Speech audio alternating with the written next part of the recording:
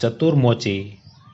ये कहानी एक छोटे से मोची की है जो एक गांव में अपनी पत्नी के साथ रहता था। उसे गांव में कोई काम नहीं मिलता था।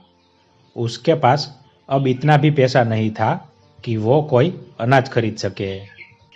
एक दिन उसने फैसला किया और अपनी पत्नी से कहा, अब मुझे यहाँ और ज़्यादा नहीं रहना चाहिए। यहाँ कोई काम नहीं है। मुझे अपनी किस्मत बड़े शहर में आजमानी चाहिए। शायद वहाँ पर मुझे कोई अच्छी नौकरी मिल सके। मोची शहर में पहुँचा और वहाँ और गली गली में आवाज़ लगा रहा था, नए जूते बनवा लो, नए जूते बनवा लो। पहले दिन तो मोची को कोई काम नहीं मिला। फिर अगले दिन वो वहाँ शहर की बड़ी सड़कों पर पुकारते हुए घुमा, नए जूते बनवा लो, नए जूते बनवा लो। तभी एक औरत ने उसे बुलाया और कहा, अरे मोची, जरा इन जूतों की मरम्मत कर दीजिए। जी हाँ, क्यों नहीं। मोची घर के दरवाजे पर बैठा और उसने वो जूते सिल दिए। लीजिए, ये जूते तैयार है। कितना हुआ? एक तांबे का सिक्का। ये लीजिए। उसने पैसे लिए और वहाँ से चल दिया। जैसे ही वो अगली गली में पहुँचा, एक और औरत ने उसे पुकारा और जूते सिलने के लिए उसे दिए। ये कुछ जोड़ी जूते हैं, इनकी मरम्मत कर दो। मोची ने जूतों की मरम्मत के पैसे लिए और वहाँ से चला गया और सोचने लगा, आज तो मैंने बहुत पैसे कमा लिया। अगर मैं इसी तरह से काम करता रहा तो जल्दी मैं एक गधा खरीद लूँगा। उसने बहुत मेहनत से काम किया और कुछ दिनों के बाद उसने 4 सोने के सिक्के कमा लिए थे। उसमें से 2 सिक्कों से उसने गधा खरीदा और अपने घर अपने गांव लौटने का फैसला किया। उसने अगले दिन उसने सारा सामान बांधा और घर के लिए निकल पड़ा। अपने घर जाने के रास्ते में उसे जंगल से गुजरना पड़ा, जहां उसने चोरों की एक टोली देखी। चोरों को देखते ही वो सोचने लगा, हे भगवान, मुझे बचा लो। ये चोर मेरा सारा पैसा ले जाएंगे। एक बार फिर मैं गरीब बन जाऊंगा। अब मैं क्या करूं? मोची बहुत चतुर था। उसने हिम्मत नहीं हारी और एक योजना बनाई। उसने एक सोने का सिक्का गधे के गले पर बांध दिया और आगे चल दिया। चोरों ने उसे पकड़ लिया और उससे कहा, अपना सारा पैसा निकालो, चलो जल्दी करो। देखिए, मैं एक गरीब मोची हूँ। मेरे पास इस गधे के अलावा और कुछ भी नहीं है। कृपया मुझे जाने दीजिए। जैसे ही उसने ये कहा, गधा जोर से चिल्लाया और उसके गले से सोने का सिक्का नीचे गिर पड़ा। सचमुच तुम गरीब हो, फिर तुम्हें सोने का सिक्का कहाँ से मिला? हमसे झूठ बोलने की तुम्हारी हिम्मत कैसे हुई? और वो चोर उसे पीटने लगे। रुकिए, मैं आपको सब कुछ सच सच बताता हूँ। ये गधा सोना उत्पन्न करता है और इसी तरह से मुझे बहुत सारे पैसे मिलते हैं। ठीक है, तुम हमें ये गधा दे दो और हम तुम्हें जाने देंगे। नहीं, बिल्कुल भी नहीं। अगर मैं इसे तुम्हें बेच दूंगा तो मेरे पास कुछ भी नहीं बचेगा। मैं बहुत गरीब हो जाऊंगा। अच्छा, तो ठीक है, इसके लिए हम तुम्हें 50 सोने के सिक्के देंगे। ठीक है, तुम इस गधे का ध्यान रखना। बारी बारी से ही इसे घुमाना, नहीं तो आप आपस में ही लड़ते रह जाओगे पैसों के लिए। मोची ने गधा बेच दिया और अपने घर चला गया। वो बहुत खुश था कि उसे सोने के सिक्के मिल गए थे। उस सिक्के से उसने मुर्गी फार्म खरीदा। इसी बीच वो चारों चोर भी गधे को लेकर अपने अड्डे पर पहुंच गए थे और उन चोरों के सरदार ने कहा, इस चोर गिरोह का सरदार होने के नाते इस गधे को सबसे पहले मैं रखूंगा। चोरों ने अपने सरदार की आज्ञा मानी और उस रात चोरों का सरदार गधे के साथ अस्तबल में सोया और वो गधे से उत्पन्न सारा पैसा ले लेना चाहता था और अगली सुबह जैसे ही उसकी आंखें खुली, उसने सारा अस्तबल छान मारा, लेकिन उसे कुछ नहीं मिला। वो समझ चुका था कि उस मोची ने उन्हें बेवकूफ़ बनाया है। इसी बीच उसका साथी चोर वहां आया और उनसे कहा, सरदार, आपको सोने के सिक्के मिले? हमें भी बताइए, गधे ने कितने सोने के सिक्के उत्पन्न किए? तुम खुद ही पता लगा लोगे जब आज रात तुम खुद इस गधे को अपने पास रखोगे। सरदार ने किसी से कुछ नहीं कहा, क्योंकि वो इस बात का यकीन कर लेना चाहता था कि उसने कोई गलती नहीं की। एक एक करके सभी चोरों ने गधे को अपने साथ रखा, पर उनमें से किसी को कुछ नहीं मिला और सभी समझ गए थे कि उन्हें उस मोची ने बेवकूफ़ बनाया है। सरदार ने एक सभा बुलाई। उस मोची ने हम सबको बेवकूफ़ बनाया है, अब हम उसे सबक सिखाएंगे। उसने हमें साधारण गधा 50 सोने के सिक्कों में बेच दिया। हम उससे अपना पैसा वापस लेंगे और इसकी सज़ा भी दे देंगे। चलो चलते हैं। और वो सभी चोर मोची के घर की तरफ चल पड़े। उस वक्त मोची अपने फार्म पर काम कर रहा था। उसने चोरों को आते देख तुरंत अपने घर के अंदर गया और अपनी पत्नी से कहा, मेरी बात ध्यान से सुनो। जब वो चोर यहाँ आएंगे और मेरे बारे में पूछेंगे तो उन्हें बोलना कि मैं खेत में काम कर रहा हूँ। फिर हमारे कुत्ते माइलो को भेजना मुझे बुलाने के लिए। ये कहकर वो अपने घर के पीछे छुप गया और कुछ ही देर बाद वो चोर उसके घर पहुंच गए। वह मोची कहाँ है? बुलाओ उसे, हम उससे बात करना चाहते हैं। वो खेत पर गए हैं। मैं कुत्ते को भेजना चाहूँगी उन्हें बुलाने के लिए। माइलो, जाओ अपने मालिक को बुला कर आओ, उनसे कुछ लोग मिलने आए हैं।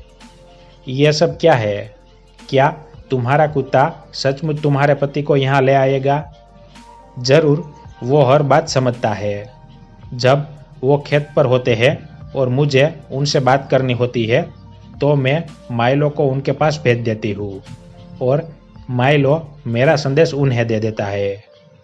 इतने में ही मोची वहाँ आ पहुँचा। ओह, तो ये आप है। माइलो ने मुझे बताया कि आप मुझसे बात करना चाहते हैं। हमें गधे से कुछ नहीं मिला। तुमने हमें धोखा दिया, हमसे झूठ बोला। देखिए, मुझे मालूम है कि आपको कुछ गलतफहमी हुई है। आज जो कुछ भी मेरे पास है वो सब उस गधे की वजह से ही है। ठीक है, हम तुम पर विश्वास करते हैं, पर तुम्हें हमें ये कुत्ता भी बेचना होगा। नहीं, बिल्कुल भी नहीं, मैं इसे नहीं बेच सकता। हम इसके लिए तुम्हें 40 सोने के सिक्के देंगे। थोड़ा इनकार करने के बाद मोची सहमत हो गया कुत्ता बेचने के लिए। चोरों ने कुत्ते को लिया और अपनी गुफा की तरफ चले गए। गुफा में पहुंचने पर सरदार ने ऐलान किया कि सबसे पहले वो अपने पास कुत्ते को रखेगा। सरदार ने अपनी बेटी को बुलाया। सुनो कैमिला, मैं काम पर जा रहा हूँ। यदि कोई मुझे पूछने के लिए आए तो माइलो को मुझे बुलाने के लिए भेज देना। जैसा आप कहे पिताजी। कुछ देर बाद वहाँ एक आदमी आया और उसने सरदार की बेटी से कहा कि वो अपने पिता को बुलाए। थोड़ा रुकिए, मैं तुरंत उन्हें बुलाती हूँ। माइलो, जाओ पिताजी से कहो कि कोई आया है यहाँ उनसे मिलने। माइलो घर से भागा। बजाय सरदार के पास जाने के वो मोची के पास चला गया। जब चोर वापस घर आया तो उसने देखा कि माइलो वहाँ नहीं था। वो समझ गया कि माइलो जरूर अपने मालिक के पास गया होगा। तो वो मोची के घर गया और मोची से बोला, सुनो, क्या माइलो तुम्हारे यहाँ आया है? वो यहाँ है। मेरे ख्याल से उसे जरूर मेरी याद आ रही होगी। उसको थोड़ा समय दीजिए। अंत में वो आपको अपना मालिक स्वीकार कर ही लेगा। सरदार माइलो को अपने साथ ले गया और अगले दिन उसने उसे अपने साथी को दे दिया। माइलो गैंग के सारे सदस्यों के साथ एक एक करके रहा, पर हर दिन वो मोची के पास वापस लौट आता। सभी समझ गए थे कि एक बार फिर उनके साथ धोखाधड़ी हुई है। सभी ने सोचा कि इस बार हम बेवकूफ़ नहीं बनेंगे और इस बार उस मोची को सबक सिखाएंगे। इस बार वो सभी मोची के घर पहुंचे और उन्होंने मोची की बात पर कोई भी ध्यान नहीं दिया जो वो उनसे कह रहा था। उन्होंने मोची को एक बोरे में डाला और वहां से चले गए उसे सबक सिखाने के लिए। मोची चुपचाप बोरे में लेटा रहा। रास्ते में वो एक चर्च के पास से गुजरे। चारों में से एक चोर ने कहा, सरदार, सच में बहुत गर्मी है, चलो चर्च में कुछ देर आराम करें। हम काम के लिए अवश्य ही शाम तक इंतजार कर सकते हैं। उन्होंने जिस बोरे में मोची को रखा था उस बोरे को उन्होंने वहीं रख दिया और सबके सब चर्च में चले गए। वो चर्च एक पहाड़ी पर था। वहां से एक आदमी अपने सुअरों का झुंड लेकर वहां से गुजर रहा था।